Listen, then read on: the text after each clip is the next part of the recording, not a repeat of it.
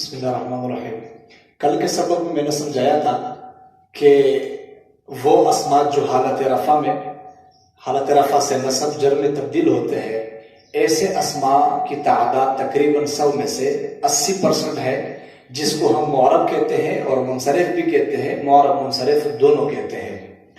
اور ایسے اسماء کہ جو حالت رفع میں ایک پیش، حالت نصب میں ایک زبر، حالت جر میں ایک زبر کے ساتھ ہوتے ہیں، ایسے اسماء تقریباً 15% اسماء استعمال ہوتے ہیں، جس کو ہم غیر منصرف کہتے ہیں۔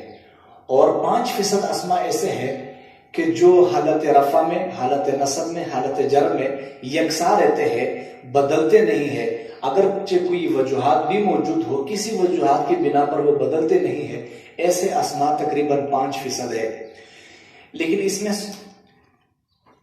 جو غیر منصرف ہے وہ میں آپ کو ذرا نشانی بتلاؤں، اس لیے کہ جو معرب ہوں گے اس کے لیے تو ہم قانون قواعد پڑھیں گے، اور مبنی ہوں گے وہ تو مختصر ہے، اس کے لیے ٹینشن پریشانی کی ضرورت نہیں ہے، بہت جلدی ہم اس کو پڑھیں گے۔ لیکن غیر منصرف کے لیے ہمارے پاس ووکیبلری ہونی چاہیے، لغات ہونے چاہیے۔ وہ غیر منصرف کون سے ہیں وہ میں ذرا آپ کو تھوڑی سی وضاحت کے ساتھ بتلاؤں۔ غیر منصرف خواتین کے اکثر نام،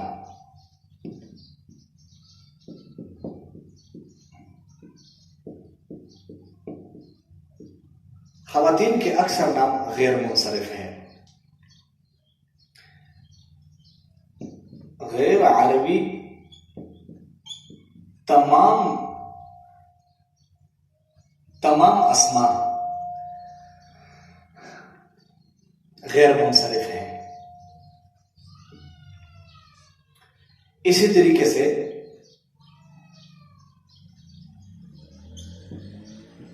رنگوں کے تمام نام غیر منصرف ہیں،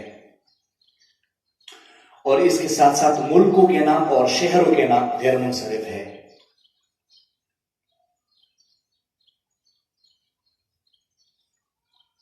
اور شہروں کے نام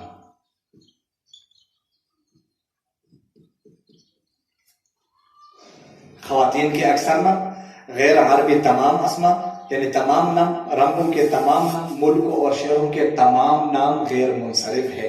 اب اس کے لیے ہمارے پاس ووکیبلری ہونی چاہیے، تو ہم اس کو ان حالات کے اوپر جو ہے نا وہ چاہے حالت رفع ہے یا نصب ہے یا جرم ہے، اس کے اوپر ہم اس کو ڈیوائیڈ کر سکیں گے بآسانی، اگر ہمارے پاس لغات زیادہ ہوں گے اور ووکیبلری